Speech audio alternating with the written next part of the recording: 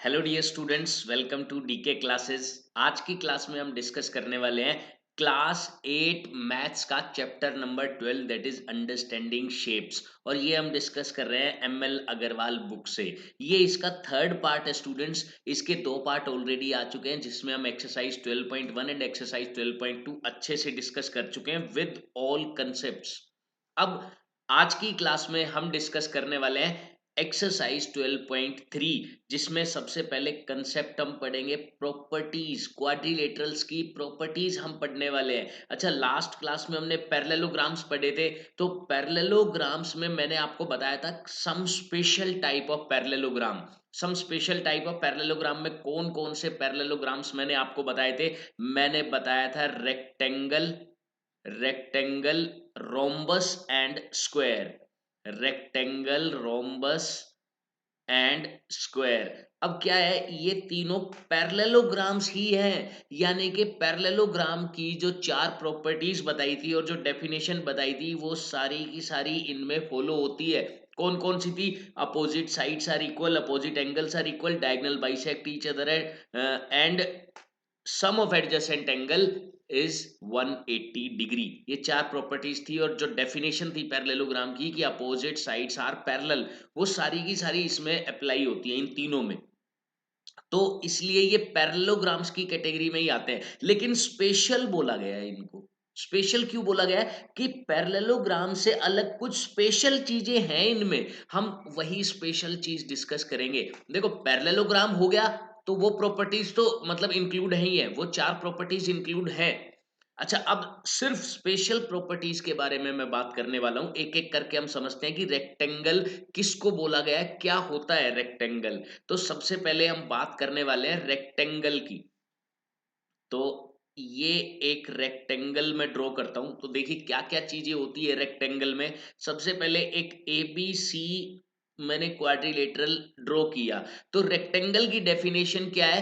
Parallelogram, एक ऐसा parallelogram in which one angle is one angle angle is right angle 90 degree का angle हो जाए, ऐसा पैरेललोग्राम, ऐसा पैरेललोग्राम रेक्टेंगल कहलाता है। तो ये एक रेक्टेंगल है, ये एक रेक्टेंगल है। अच्छा, अगर मैं इसकी प्रॉपर्टीज की बात करूं, प्रॉपर्टीज की अगर मैं बात करता हूं, प्रॉपर्टीज, तो मैं सिर्फ वही प्रॉपर्टीज लिखूंगा जो पैरेललोग्राम से अलग है। क्या क्या प्रॉपर्टीज है भाई? इसकी अपोजिट साइड इक्वल होती है, हमें पता है। डायगोनल बाइसेक्ट करते हैं, हमें पता है। एडजेसेंट का सम 180 है, हमें पता है। ये सारी चीजें हमें पता है। अपोजिट एंगल इक्वल है, हमें पता है। इसमें खास चीज क्या है कि सभी के सभी angle, angle A, angle B, angle C, angle D, सभी के सभी राइट एंगल यानी कि 90 डिग्री के होते हैं। कैसे होते हैं भाई? देखो, एंगल ए 90 डिग्री है, अपोजिट एंगल इक्वल होते हैं, तो एंगल सी भी 90 डिग्री हो गया। ओके, एडजेसेंट एंगल का सम 180, तो एंगल बी भी 90 हो जाएगा, क्योंकि इनका सम 180 कब होगा? ये तो 90 ऑलरेडी है ही, ये भी 90 हो जाए तभी इनका सम 180 हो सकता है। और फिर से अपोजिट एंगल इक्वल यानी कि एंगल डी भी 90 हो जाएगा। तो ये चीजें हमें समझनी है। अच्छा, दूसरी इसकी मेन प्रॉपर्टी जो कि बहुत बार यूज होती है, वो क्या है? Diagonals are equal, diagonals are equal, ये बहुत ज्यादा यूज होती है। इसके डायगोनल्स, दोनों के दोनों डायगोनल्स हमेशा आपस में इक्वल होते हैं। दोनों डायगोनल्स यानी कि पूरा जो डायगोनल है AC, वो पूरा BD के इक्वल होगा। अच्छा, ये तो हमें पता ही है पैरेललोग्राम में कि ये बाइसेक्ट करते हैं, आधा आधा काट देते हैं। अब देखो, पूरा पूरा मान लो ये 10 है। देखो, एक एग्जांपल के तौर पे समझ रहा हूं कि ये 10 है, तो ये भी कितना होगा? 10 होगा। ये पूरा भी 10 होगा। अच्छा, अब ये ओ पॉइंट क्या करेगा? इसको आधे आधे हिस्से में बांट देगा, यानी कि 5 इधर, 5 इधर, 5 इधर और 5 इधर, इस तरीके से बांट देगा। तो इससे हमें एक चीज और पता चली कि भाई ये वाली साइड, ये वाली साइड, ये वाली साइड और ये वाली साइड, ये सारी की सारी साइड्स इक्वल होती है। इसी से हमें ये पता चला, इसी से पता चला। तो इसी पॉइंट में मैं इसको इंक्लूड कर लेता हूं, that AO is equal to BO is equal to CO is equal to DO। ये भी काफ़ी यूज़फुल होता है जब हमें कुछ ये वाले एंगल फाइंड करने हो ना, तो उसमें ये आइसोसेलेस ट्रायंगल बन जाती है, आइसोसेलेस ट्रायंगल, क्योंकि ये दोनों इक्वल होते हैं। आइसोसेलेस ट्रायंगल बन जाती है तो हमें हेल्प मिलती है आइसोसेलेस ट्रायंगल से, क्योंकि आइसोसेलेस ट्रायंगल के जो 2 साइड इक्वल होती है उनके अपोजिट वाले एंगल इक्वल होते हैं। जैसे ये वाली साइड का अपोजिट ये और इस साइड का अपोजिट ये दोनों एंगल्स भी इक्वल हो जाते हैं। खैर अभी हमें इतना ही समझना था रेक्टेंगल की प्रॉपर्टीज। ये जब क्वेश्चन आएगा तो मैं आपको बताऊंगा पूरा डिटेल में इसके बारे में मैं आपको बताने वाला हूँ। तो चलिए ठीक है, ये रेक्टेंगल की जितनी भी प्रॉपर्टीज थी मैंने आपके साथ डिस्कस की, और क्वेश्चंस किस किस तरीके के बन सकते हैं वो भी मैंने आपको बता दिए। भाई किस तरीके से सोल्व होंगे मतलब वो क्वेश्चंस। ठीक है, तो ये रेक्टेंगल की प्रॉपर्टीज मैंने आपको बताई। उसके बाद नेक्स्ट शेप आती है रोम्बस। अच्छा, अब रोम्बस क्या है भाई? ऐसा parallelogram in which all sides are equal. ऐसा पैरेललोग्राम जिसमें सभी की सभी साइड्स इक्वल होती हैं, ऐसे पैरेललोग्राम को हम रोम्बस बोलते हैं। ये रोम्बस बोलते हैं। तो मैं इसकी डेफिनेशन लिखूंगा, parallelogram, parallelogram in which in which all sides are equal, all sides are equal, उसे हम रोम्बस बोलते हैं। मैं बनाता हूं बी सी डी। मैंने ए बी सी डी ये एक रोम्बस का डायग्राम बनाया है, कुछ इस तरीके का दिखेगा। अच्छा, पैरेललोग्राम की सारी प्रॉपर्टीज यूज होंगी। अब इसकी जो स्पेशल प्रॉपर्टीज है वो मैं लिखने वाला हूँ। इसकी स्पेशल प्रॉपर्टीज मैं लिखने वाला हूँ, देखते रहना आप क्या क्या इसकी स्पेशल प्रॉपर्टीज होती है। काफी ज्यादा इंपॉर्टेंट शेप है ये। अच्छा, फर्स्ट इसकी प्रॉपर्टी की अगर मैं बात करूं तो ऑल साइड्स आर इक्वल। ये पैरेललोग्राम से थोड़ा सा अलग है, इसलिए मैं इसमें लिख रहा हूं, क्योंकि जनरली पैरेललोग्राम में सभी साइड्स इक्वल नहीं होती, अपोजिट होती है। लेकिन इसमें सारी की सारी इक्वल है, तो अपोजिट तो है ही of course. A B B C C D D A B B C C D D A, ये सारी की सारी साइड्स इक्वल होती है रोम्बस में। अच्छा, सेकंड प्रॉपर्टी इसकी क्या है? डायगनल्स, डायगनल से रिलेटेड है। क्या है? Diagonals bisect. भाई डायगनल बाइसेक्ट ये क्या लिख रहा हूं मैं? डायगनल तो पैरेललोग्राम में भी बाइसेक्ट करते हैं, और पैरेललोग्राम की लिखने की जरूरत नहीं है। तो एक खास प्रॉपर्टी लिखने जा रहा हूं मैं, डायगनल बाइसेक्ट तो करते हैं एट 90 डिग्री। डायगोनल 90 डिग्री का एंगल बनाते हुए एक दूसरे को बाइसेक्ट करते हैं। ये प्रॉपर्टी इसकी खास है। कैसे? भाई मैंने ये एक डायगोनल बनाया, ये मैंने दूसरा डायगोनल बनाया। अब ये दोनों डायगोनल आधे आधे हिस्से में तो बट जाएंगे, ये तो क्लियर बात है, क्योंकि पैरेललोग्राम की प्रॉपर्टी है। लेकिन पैरेललोग्राम की ये प्रॉपर्टी नहीं थी कि वो 90 भी बना देंगे। ये रोम्बस में होता है, ये रोम्बस में होता है कि ये जो सारे के सारे एंगल्स हैं ये 90 डिग्री के होते हैं। Diagonal bisect at 90 degree, diagonal एक दूसरे को बाइसेक्ट करते हैं 90 डिग्री पर। ये इसकी खास प्रॉपर्टी है। अच्छा, एक और प्रॉपर्टी इसकी बहुत ज्यादा इंपॉर्टेंट है, उस पर बेस्ड भी क्वेश्चंस पूछे जाते हैं। क्या है वो प्रॉपर्टी? देखिए, डायगोनल्स आर, देखना ध्यान से समझना मैं क्या लिख रहा हूं। Diagonals are angle bisectors. इसका क्या मतलब है भाई? Angle bisectors.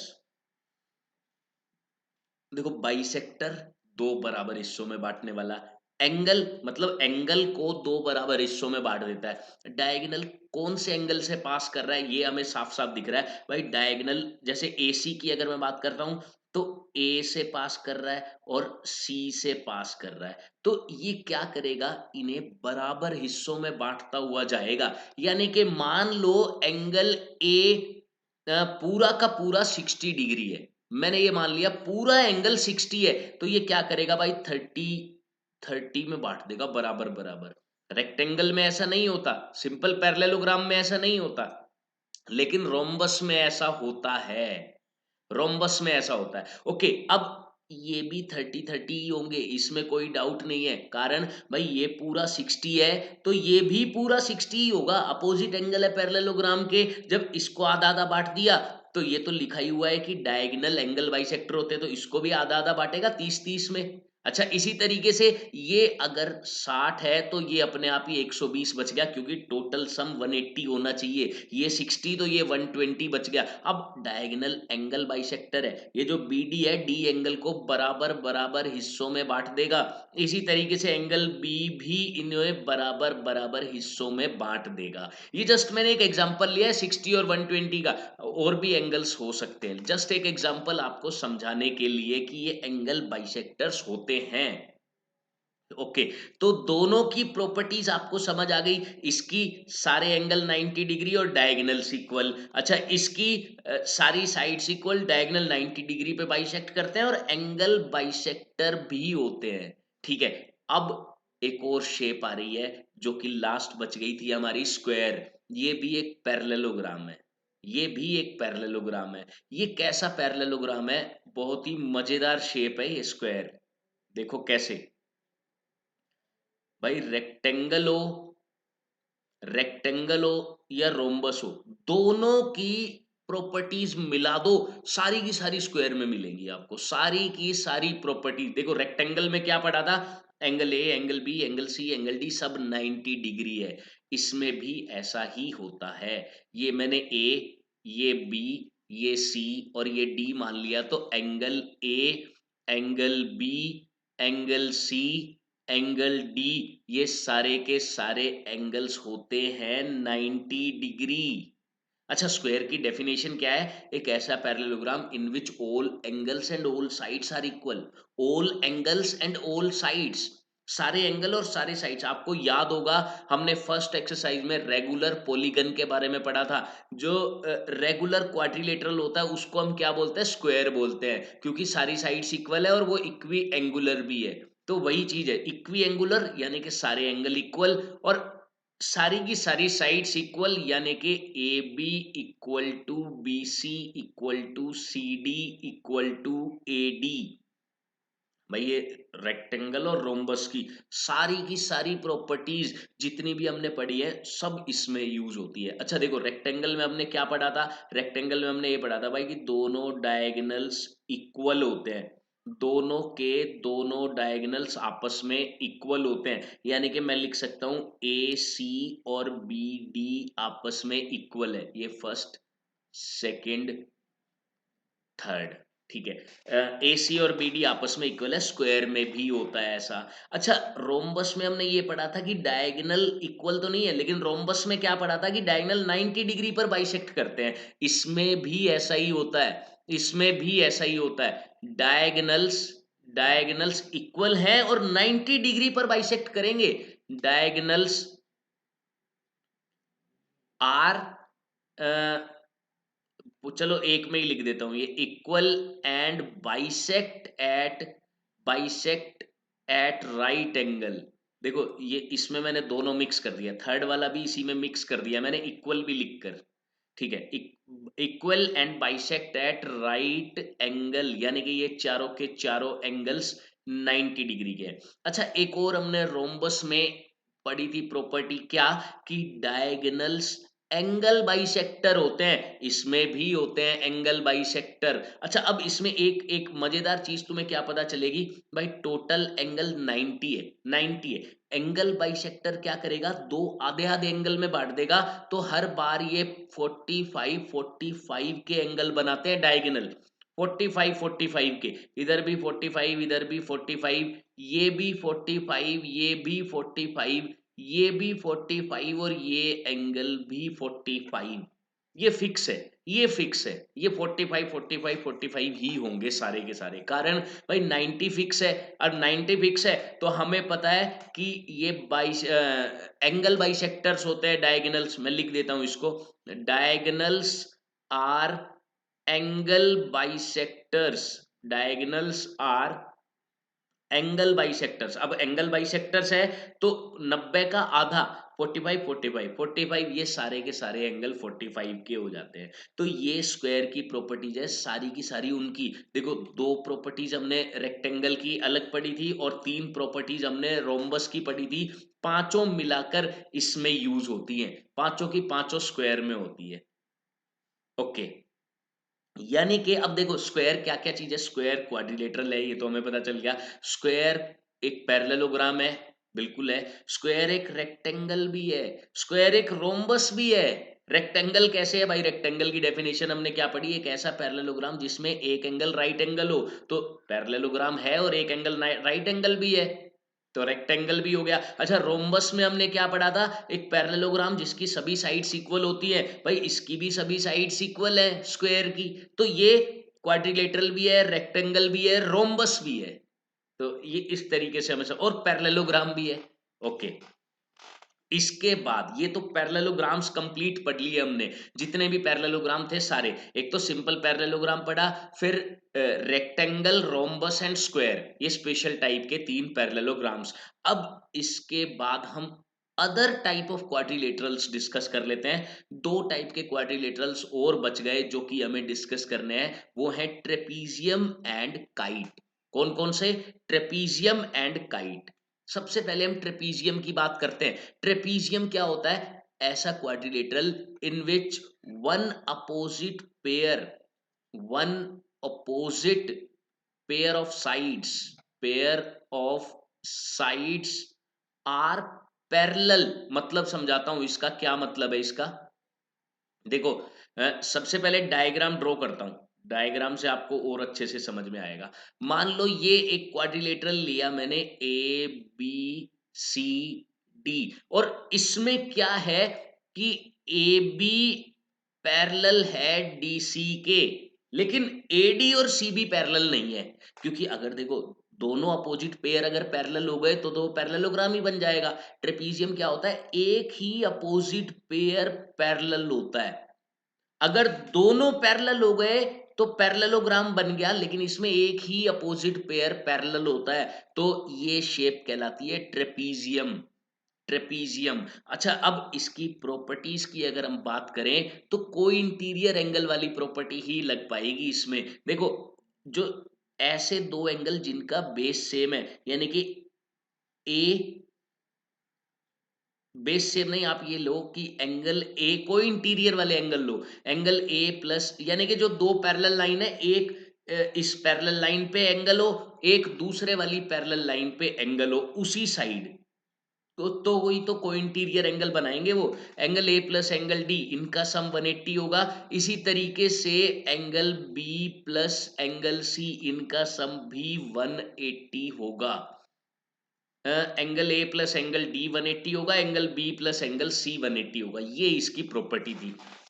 अच्छा अब यही है, इसमें तो और कुछ खास नहीं है। इसमें ट्रेपीजियम में हम एक चीज पढ़ते हैं जिसे हम बोलते हैं आइसोसेलेस ट्रेपीजियम। आइसोसेलेस ट्रेपीजियम, ये क्या चीज होती है ये भी हम जान लेते हैं। देखो आइसोसेलेस ट्रायंगल हमने पढ़ा है जिसमें दो साइड्स इक्वल होती है, उसे आइसोसेलेस ट्रायंगल बोलते हैं। तो आइसोसेलेस ट्रेपीजियम क्या चीज है, ध्यान से देखना, समझ में आ जाएगा, बहुत ही अच्छे से समझ में आएगा। अच्छे से देखते रहना बस आप लोग। ये मैंने एक वही ट्रेपीजियम ड्रॉ किया। अच्छा ये जो ट्रेपीजियम मैंने, let P Q R S ले लेता हूं, पी क्यू आर एस, ठीक है, वही ट्रेपीजियम है तो एक अपोजिट पेयर पैरेलल होगा, पैरेलल होगा। अच्छा जो नॉन पैरेलल साइड्स हैं, नॉन पैरेलल पी एस और क्यू आर, ये दो साइड्स इसमें इक्वल होती हैं।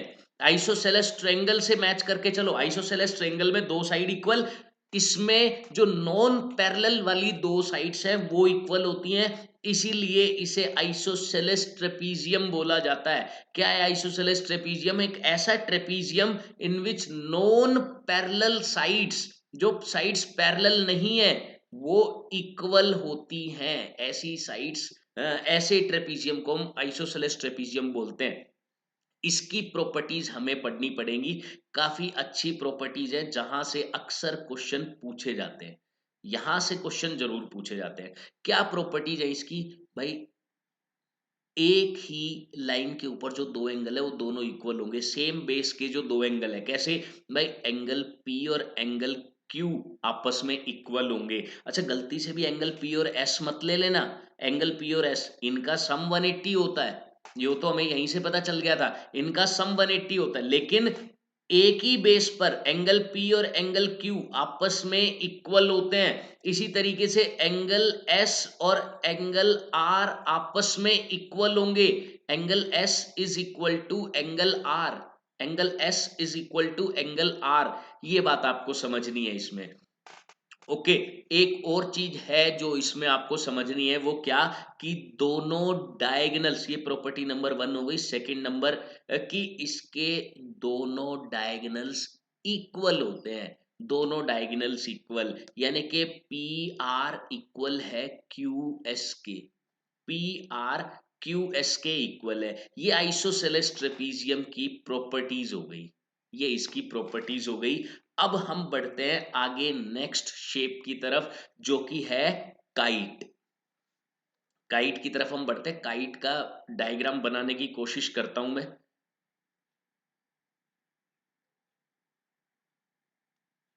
ये देखिए, थोड़ा सही नहीं बना, चलिए कोई नहीं, दोबारा एक बार और ट्राई कर लेता हूं।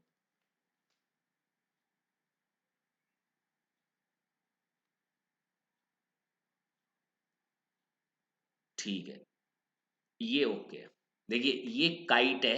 अब क्या है, सारी प्रॉपर्टीज हम समझेंगे तभी जान पाएंगे कि क्या होता है काइट। भाई काइट हम ऐसी शेप को बोलते हैं जिसमें एक अपोजिट पेयर ऑफ एंगल तो इक्वल है और एक opposite pair of angle not equal है। यानी कि इसमें एंगल बी इक्वल होगा एंगल डी के। पहली चीज, एंगल बी जितना है उतना ही एंगल डी होगा, पहली चीज तो ये। और दो एडजेसेंट साइड्स इक्वल है, दो एडजेसेंट का मतलब है ए बी इक्वल होगी ए डी के, एंड BC इक्वल होगी DC के। ध्यान से देखते रहो, बहुत सारी अच्छी अच्छी प्रॉपर्टीज आपको पता चलेंगी यहाँ पे। देखो ये वाली साइड इसके इक्वल है, एडजेसेंट वाली साइड्स इक्वल है। देखो पैरेललोग्राम में अपोजिट होती है, इसमें एडजेसेंट वाली इक्वल है। ठीक है, ये इक्वल हो गए। अच्छा उसके बाद अगर मैं इनके डायगोनल्स ड्रॉ कर देता हूं, अगर मैं इनके डायगोनल्स ड्रॉ कर देता हूं, तो देखो क्या क्या चीजें होती है। पहली बात तो ये एंगल 90 डिग्री का होगा, 1 2 3 4, ये सारे के सारे एंगल 90 के होंगे। मैं 1 लिख देता हूं, आप समझ जाएंगे। 190 है तो अपने आप ही सारे 90 हो गए। अच्छा अब एक और चीज, भाई इसमें जितनी बीओ है उतनी ही डीओ भी होगी। यानी कि एक डायगोनल दूसरे को बाइसेक्ट करता है, लेकिन दूसरा पहले को बाइसेक्ट नहीं करता। यानी कि जो AC है वो BD को तो बराबर हिस्सों में बांट रहा है, BD को, यानी कि BO और DO ये तो इक्वल हो गए, लेकिन AO और CO इक्वल नहीं होते इसमें। ये अच्छे से मैं बता रहा हूं, एक बार लिख भी देता हूं क्योंकि कंफ्यूजन हो सकती है इसमें तुम्हें, मैं इसलिए लिख देता हूं कि AO not equal to CO, AO not equal to CO, ये बात ध्यान रखनी है आपको।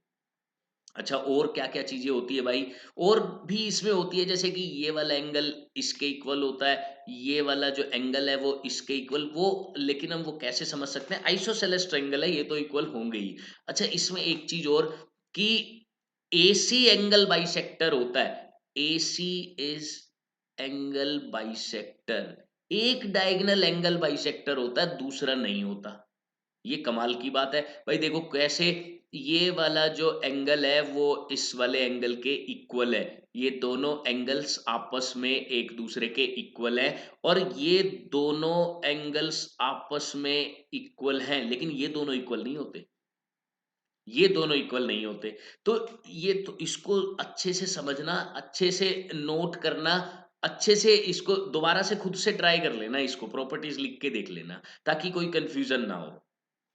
ओके, तो ये हमने सारी की सारी प्रॉपर्टीज जितनी भी थी वो सारी हमने देख ली है, हर एक क्वाड्रिलेटरल की। अब बारी है एक्सरसाइज 12.3 की।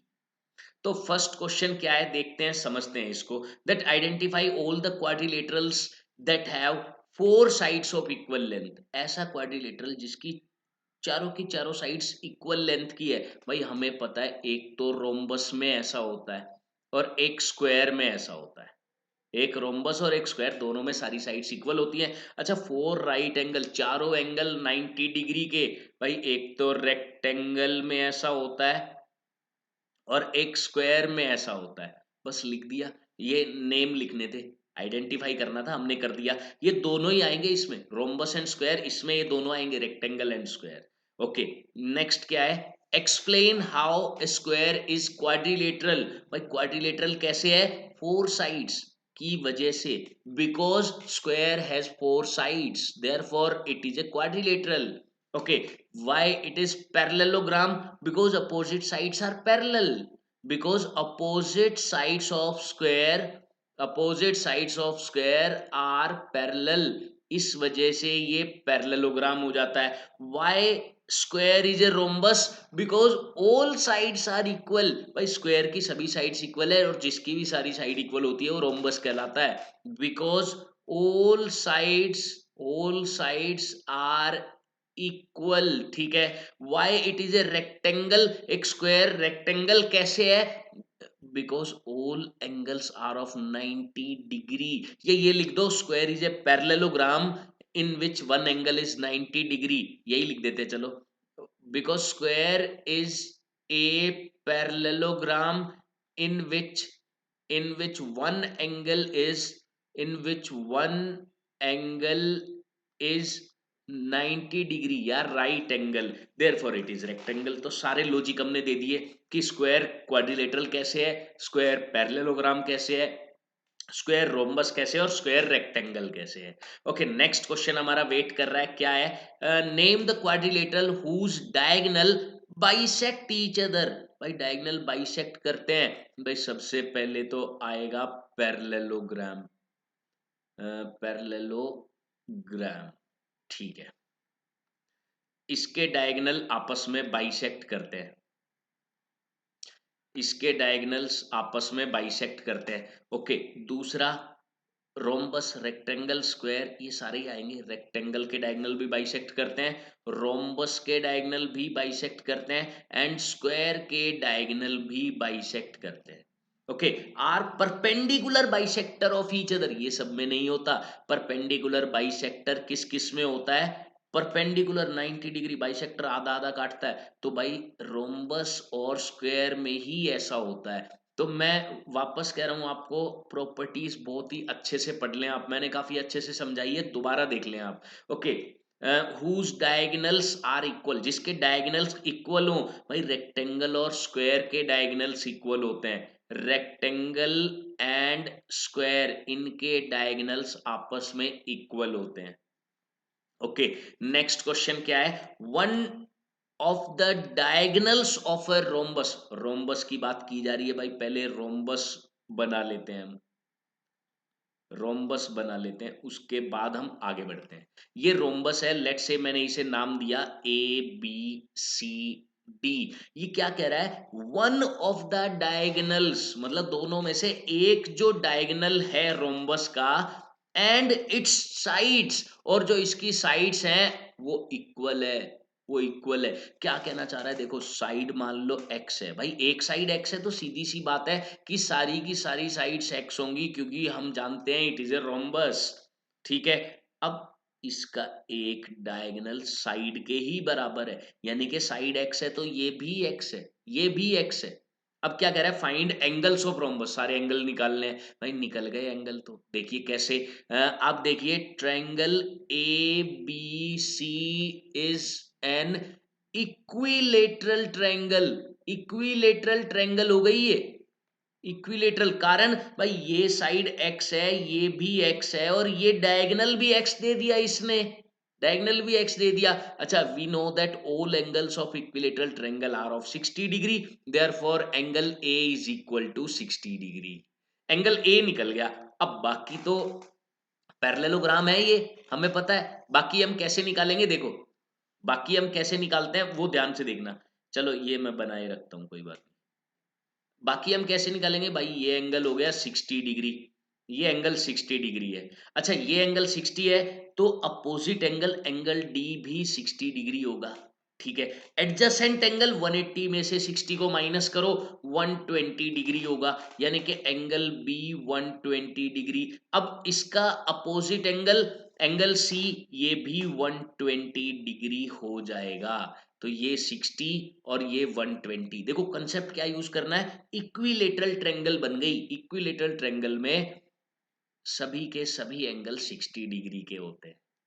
चाहो तो आप ये वाला भी रूल यूज कर सकते हो कि भाई ये एक इक्विलेटरल ट्रायंगल है तो ये 60, ये 60 और ये 60, और एक और इक्विलेटरल ट्रायंगल बन गई यहाँ पे, तो ये भी 60, ये भी 60 और ये भी 60। वहां से भी सारे एंगल आ जाएंगे। देखो ये वाला एंगल टोटल 120 हो गया, ये 120 हो गया, ये 60 हो गया, ये 60 हो गया। ऐसे भी आप कर सकते हो, तो वो आपकी इच्छा है। नेक्स्ट क्वेश्चन हम देख लेते हैं। क्वेश्चन नंबर 5 क्या कह रहा है, in the adjoining figure A B C D is rhombus. Rhombus है, रोम्बस, ठीक है। Find the values of X Y and Z.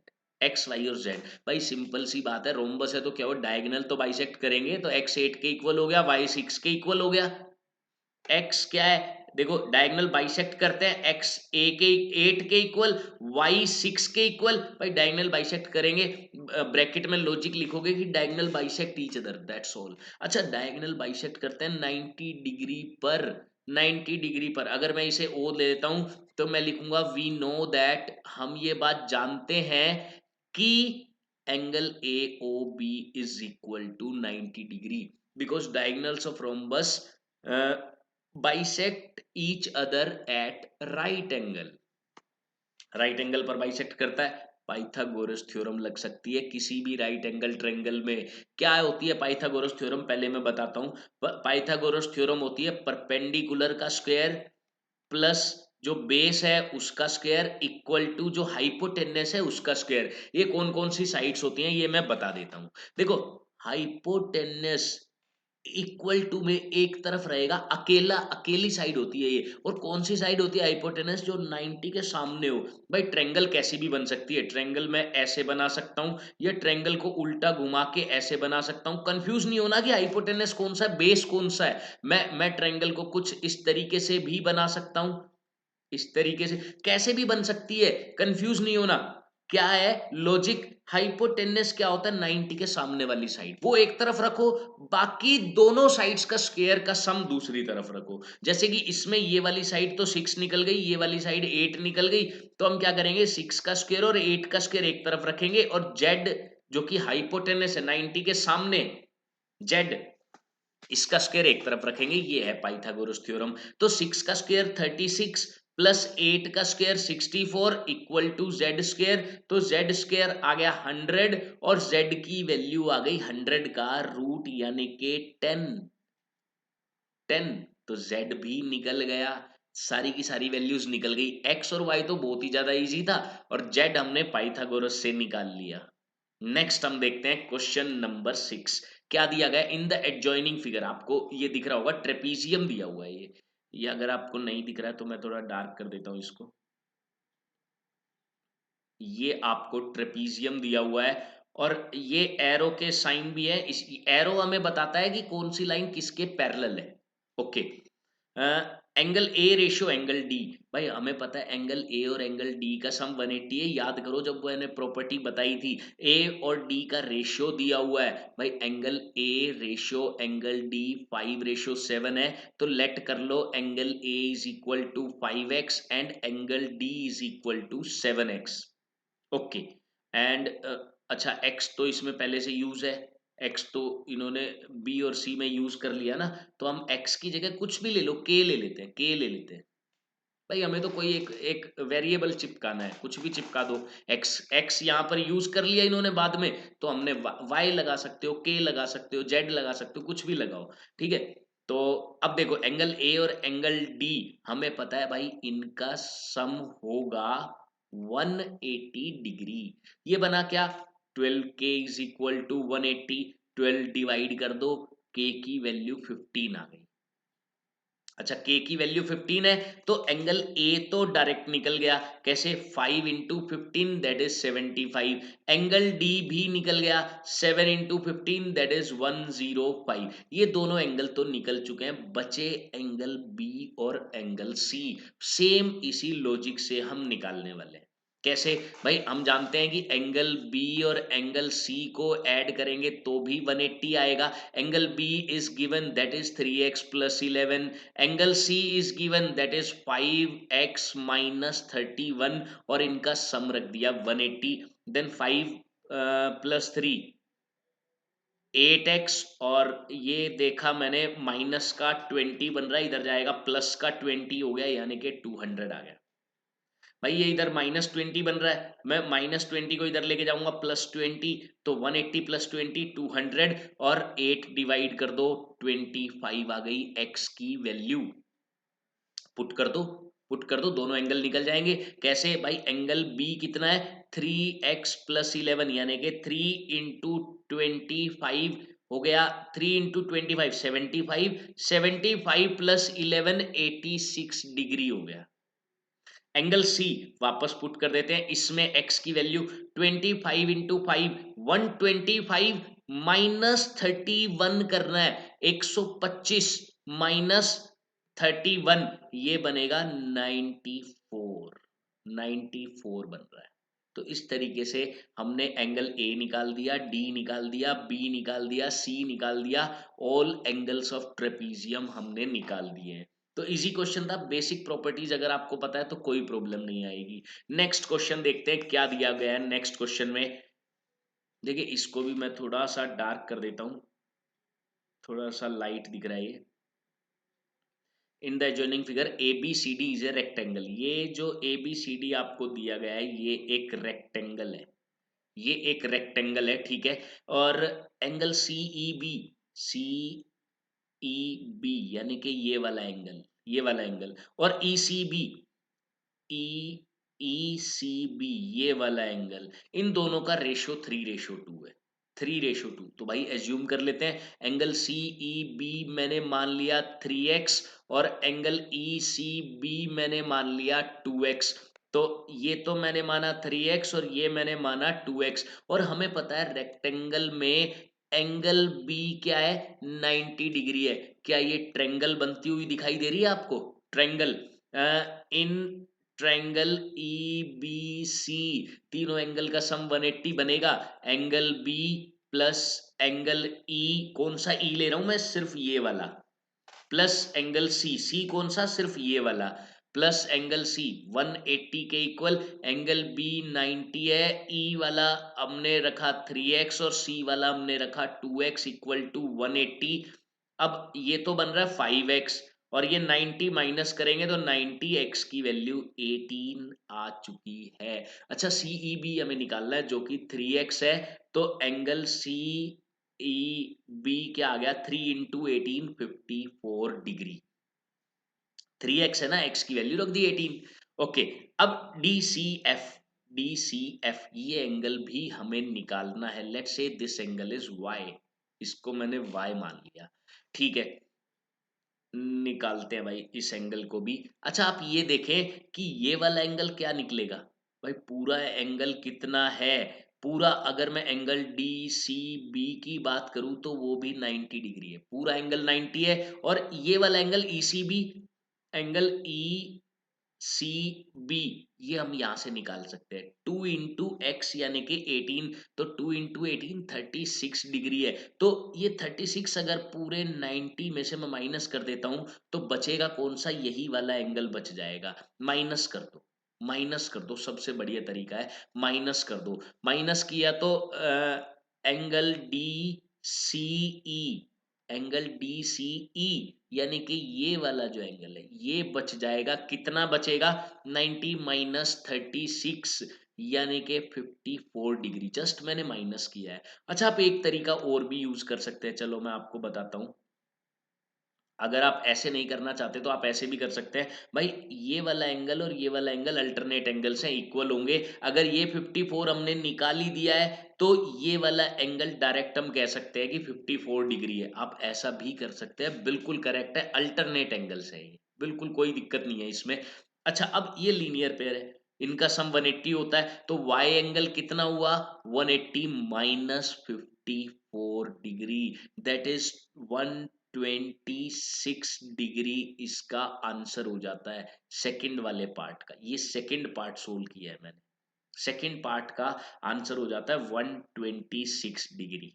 तो इजी था ये भी, अगर हमें प्रॉपर्टीज पता है तो कोई प्रॉब्लम नहीं आने वाली है। ओके, नेक्स्ट क्वेश्चन क्या है, in the adjoining figure A B C D is a rectangle, ये एक रेक्टेंगल दिया हुआ है, diagonal intersect at O, diagonal O पर इंटरसेक्ट करते हैं, एंगल AOB 118 है, then find angle ABO। ABO तो ये बन रहा है भाई, इसको मैं x मान लेता हूं, पहला एंगल ये मुझे x निकालना है, एंगल ADO ये वाला y निकालना है मुझे फिर, ठीक है, एंगल OCB ये वाला एंगल, ये मुझे Z एंगल निकालना है, ठीक है।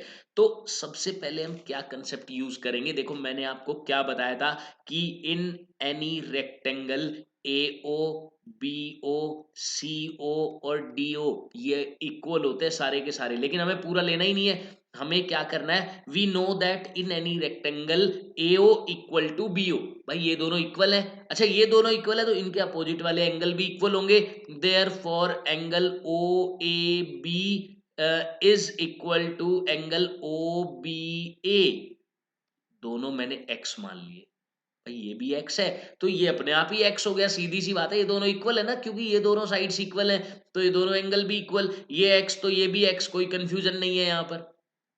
ओके, अब ये एंगल 118 है, तो भाई तीनों एंगल्स का सम ले लो ट्रायंगल में, कैसे, x प्लस 118 बराबर हो गया 180 के, कौन सी ट्रायंगल ली है मैंने क्लियरली डिफाइन कर दिया है, मैंने ट्रायंगल ली है AOB ट्रायंगल, ये वाली जो है ट्रायंगल है वही मैंने ली है AOB ट्रायंगल की मैं बात कर रहा हूँ, ठीक है। AOB में ये x है, ये x है, ये 118 है, तो इधर तो 2x आ गया, 118 को इधर ले जाकर माइनस कर दो तो ये बनेगा 62 डिग्री।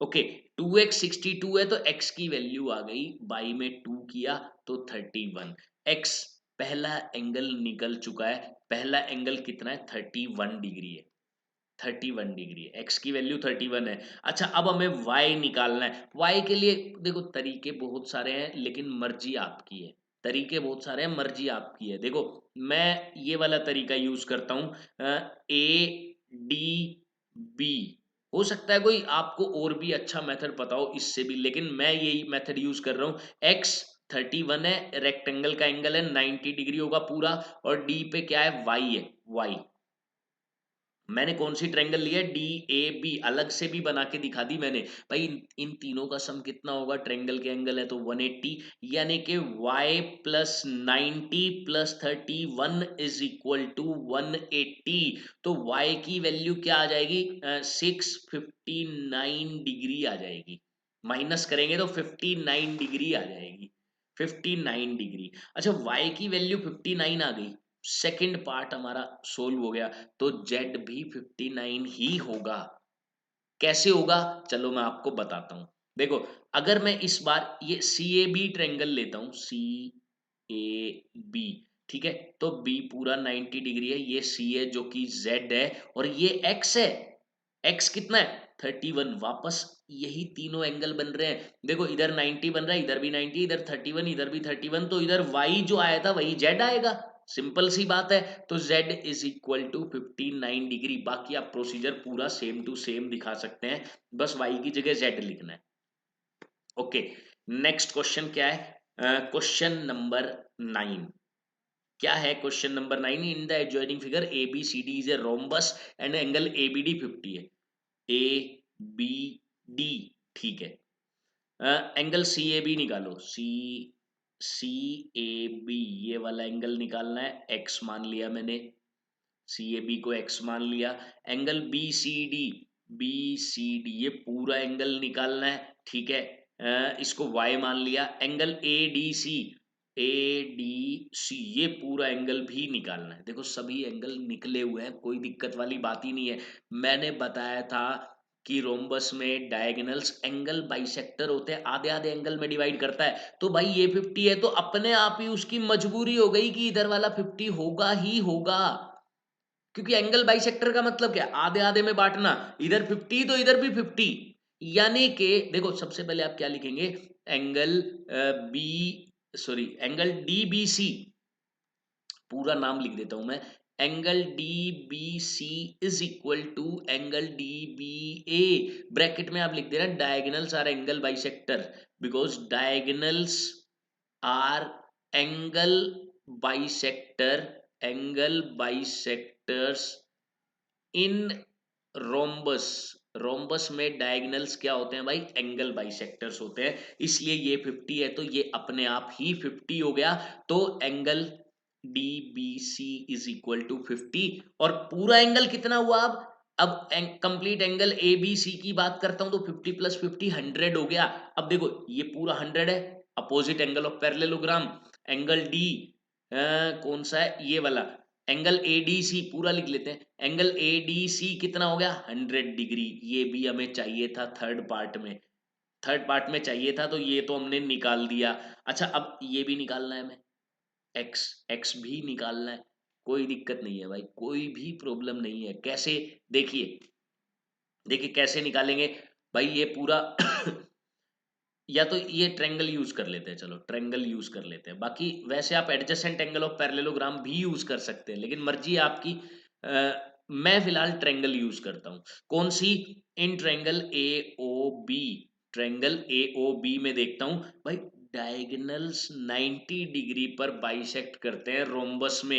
एक एंगल 90 हो गया ये वाला, एक एंगल 50 है मुझे पता है, और एक एंगल X है जो कि निकालना है। इनका सम कितना हुआ, 180, क्योंकि ट्रायंगल के एंगल है। सीधा सीधा ये 140 इधर जाके माइनस कर दो, 40 बच गया, x की वैल्यू 40 आ गई। अब देखो अगर ये वाला एंगल 40 है, ये वाला एंगल जो कि मैंने x माना हुआ था, लिख देता हूं x भी, ये वाला एंगल अगर 40 है तो भाई इधर वाला कितना होगा ये तो आप समझ ही गए होंगे। अब ये एंगल भी 40 है तो ये वाला एंगल हमें निकालना था, एंगल BCD। देखो फर्स्ट पार्ट भी हो गया हमारा, थर्ड पार्ट भी हो गया। अब कौन सा बचा है, एंगल BCD, भाई अपोजिट एंगल, ये पूरा 80 तो ये भी पूरा 80, 80 degree, opposite angle of parallelogram. भाई रोम्बस भी तो पैरेललोग्राम ही है। तो इस तरीके से ये पूरा का पूरा क्वेश्चन बहुत ही इजीली हो जाता है। इसमें मेन कंसेप्ट क्या यूज हुआ कि डायगोनल्स एंगल बाइसेक्टर होते हैं। ओके, नेक्स्ट क्वेश्चन नंबर 10 देख लेते हैं। आइसोसेलेस ट्रेपीजियम का क्वेश्चन दिखाई दे रहा है मुझे ये। In the adjoining isosceles trapezium ABCD angle C 102 है। बाकी सभी एंगल निकालो, कोई दिक्कत नहीं है, बहुत ज्यादा इजी है। एंगल C और एंगल D आपस में इक्वल होते हैं, मैंने बताया था सेम बेस के एंगल इक्वल होंगे। ये लाइन के दोनों एंगल, ये आइसोसेलेस ट्रेपीजियम में होता है, सिंपल ट्रेपीजियम होता तो ऐसा नहीं होता। ओके, एंगल सी और एंगल डी आपस में इक्वल, तो भाई एंगल डी तो निकल गया 102 डिग्री। अच्छा ट्रेपीजियम भी है ये, ट्रेपीजियम है तो एंगल सी और एंगल बी को ऐड करके 180 बनेगा। को इंटीरियर एंगल्स, एंगल सी और एंगल बी को ऐड करेंगे 180 बनेगा। एंगल सी है 102 और एंगल बी निकल जाएगा बहुत ही इजीली। कैसे निकलेगा भाई, 102 इधर ले जाके माइनस कर दो, 78 डिग्री आ गया, एंगल बी निकल गया। अब देखो भाई सेम बेस के एंगल ले लो वापस, एंगल बी अगर 78 है तो एंगल ए को भी 78 होना पड़ेगा, ए को भी 78 होना पड़ेगा, क्योंकि आइसोसेलेस ट्रेपीजियम है। ब्रैकेट में लिख देना आइसोसेलेस ट्रेपीजियम। तो इस तरीके से काफी इजीली इस क्वेश्चन को हम कर सकते हैं। चलिए नेक्स्ट भी देख लेते हैं हम, ये लास्ट क्वेश्चन है इसका, क्वेश्चन नंबर 11। क्या बोला गया इसमें, इन the adjoining figure PQRS is a kite. PQRS ये क्या है, एक काइट है, काइट, ठीक है। तो एक्स और वाई की वैल्यू, भाई मैंने बताया था एंगल Q और एंगल S इक्वल होते हैं। देखो अगर आपने प्रॉपर्टीज पढ़ रखी हैं तो आपको कहीं भी कोई भी दिक्कत नहीं आएगी। अच्छा, आप ये कहें कि सर इसका लॉजिक क्या लिखेंगे हम ब्रैकेट में, तो सीधा इतना लिखो P Q R S is a kite, तो क्यू और एस इक्वल है, कोई इसमें दिक्कत वाली बात नहीं है। तो क्यू है 120 और ये एक्स क्या है, एक्स, यानी कि एक्स भी 120 हो गया। एंगल एस कितना हो गया, 120 डिग्री, ठीक है। अब y निकालना है, भाई ऐसा मत कर देना ये 50 है तो y 50, गलत हो जाएगा, ऐसा नहीं करना है। अब हमें क्वाड्रिलेटरल वाली प्रॉपर्टी यूज करनी है। भाई देखो, एंगल Q, फिर एंगल R, फिर एंगल S और फिर एंगल P, चारों एंगल का सम कितना होता है किसी भी क्वाड्रिलेटरल में, चाहे वो कैसा भी क्वाड्रिलेटरल है, पैरेललोग्राम का कोई पार्ट है या काइट है या ट्रेपीजियम में, कोई भी हो, भाई सम तो 360 ही रहेगा ना। तो हमने वही रूल यूज किया। भाई ये तो 240 हो रहा है और ये हो रहा है 50, 290, 290 इधर ले जाकर माइनस कर दो, y की वैल्यू आ चुकी है x 120, y 70। कितना इजी क्वेश्चन था। अगर हमें प्रॉपर्टीज पता है तो कोई नहीं रोक सकता हमें। तो ओके स्टूडेंट्स, इसी के साथ हमने ये एक्सरसाइज कंप्लीट कर ली है, एक्सरसाइज 12.3। हम मिलेंगे नेक्स्ट क्लास में नेक्स्ट टॉपिक के साथ। तो तब तक के लिए स्टूडेंट्स हंसते रहिए, मुस्कुराते रहिए, खुश रहिए। जय हिंद, जय भारत।